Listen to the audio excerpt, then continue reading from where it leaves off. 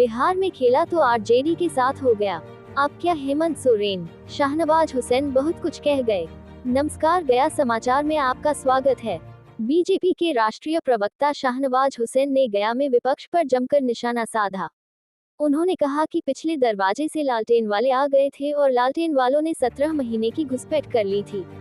बोधगया में बीजेपी के राष्ट्रीय प्रवक्ता शाहनवाज हुसैन ने आज रविवार को प्रेस कॉन्फ्रेंस की। उन्होंने कहा कि लाल कृष्ण आडवाणी को भारत रत्न मिला है। राजनीति में उन्होंने ऊंचा स्थान प्राप्त किया।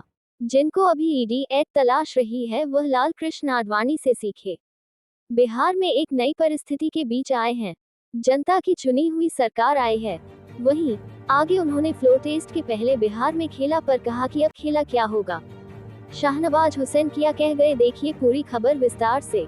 गया से रजा सिद्दीकी की रिपोर्ट। खबरों से अपडेट रहने के लिए गया समाचार चैनल को सब्सक्राइब, लाइक, शेयर करें।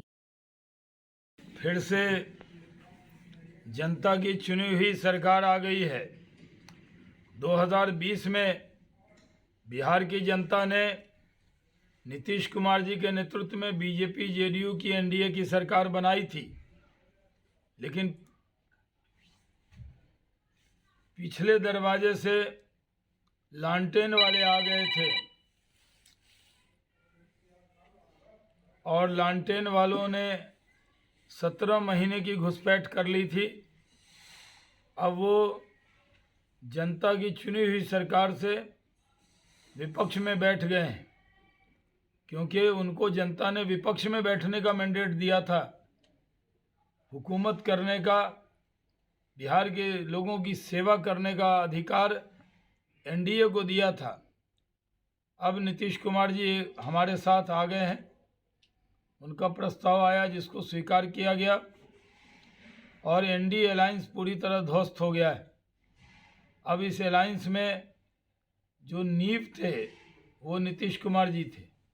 अब जब नींव निकल गई तो वो पूरी तरह एनडीए अलायंस नाम का जो एक वस्तु बना था पार्टी करने वाला, वो ध्वस्त हो गया है।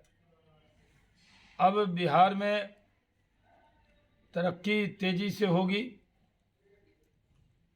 हम लोग एकदम इकट्ठे हुए हैं, एकजुट हुए हैं। पुराने सारे गिले शिकवे भुलाकर नई शुरुआत हमने की है और इसके लिए हम लोग खूब मेहनत करेंगे। बिहार को तरक्की के रास्ते पे ले जाएंगे। बिहार तरक्की करेगा, गया भी तरक्की करेगा। गया में भी जो इंडस्ट्रियल एरिया के लिए 1700 एकड़ ज़मीन ली गई थी, उसमें भी काम बहुत रुक सा गया था। अब तेज़ी से गया का कैसे विकास हो, कैसे यहाँ धार्मिक पहचान है उसके जो साथ साथ औद्योगिक पहचान भी गया की हो, इसके लिए काम शुरू हुआ था। वो थोड़ा स्लो हो गया था क्योंकि आरजेडी का भाप वाला इंजन आ गया था। अब वंदे भारत एक्सप्रेस की तरह वाला जो इंजन है वो इसमें जुड़ गया है।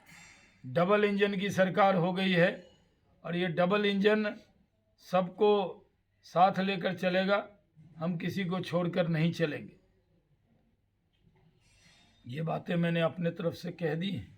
बिहार विधानसभा चुनाव में दोनों साथ रहेंगे, इसकी कोई गारंटी है? गारंटी तो अभी हमारी आपकी भी नहीं है। वो तो सब सांस भी ईश्वर के हाथ में होता है, लेकिन हम इकट्ठे रहेंगे इसकी गारंटी तो अभी है। लोकसभा चुनाव में सीट शेयरिंग का फॉर्मूला वही रहेगा जो पिछली बार था? हाँ, वो फार्मूला सब बन गया है, जल्दी उसकी घोषणा होगी। जरूर कह सकता हूँ, बिहार में हर जाति के लोगों को सुरक्षा देना, हर नागरिक को देना, ये सरकार का फर्ज होता है, सरकार का धर्म होता है और उसको निभाएंगे। सुशासन स्थापित रहेगा, जंगल राज से दूर रहेगा बिहार। सर, गया में जो एयरपोर्ट है वो आपके द्वारा उद्घाटित किया गया था, लेकिन आज भी यहाँ दरभंगा उसके बाद खुलने में फ्लाइट ज़्यादा है वहाँ बजाय गया के। क्योंकि यहाँ टिकट नहीं कटाते हैं लोग। आप कोई टिकट कटाए कीजिए, फ्लाइट वहीं जाती है जहाँ पैसेंजर होता है। अयोध्या में शुरू हो गया, अब अयोध्या में फ्लाइट दरभंगा से ज़्यादा क्यों है ये बताइए। सर, ये इसका नामकरण अभी तक नहीं हुआ। मसला है जो इसके वजह यहाँ कहा था कि भाई ज़मीन जल्दी अलॉट करो ताकि 747 भी लैंड कर पाए। गया में 747 यानी जंबो जेट भी लैंड करे तो डायरेक्ट बहुत फ्लाइट आएगी। गया डोमेस्टिक फ्लाइट के लिए जगह नहीं है।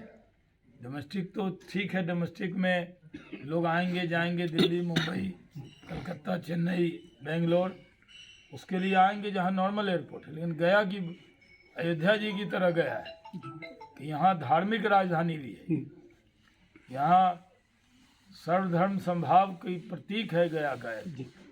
यहाँ हज की फ्लाइट भी जाती है। मैं जब हटा था तो बंद कर दिया था पटना से, तो बाद में फिर गया आना पड़ा।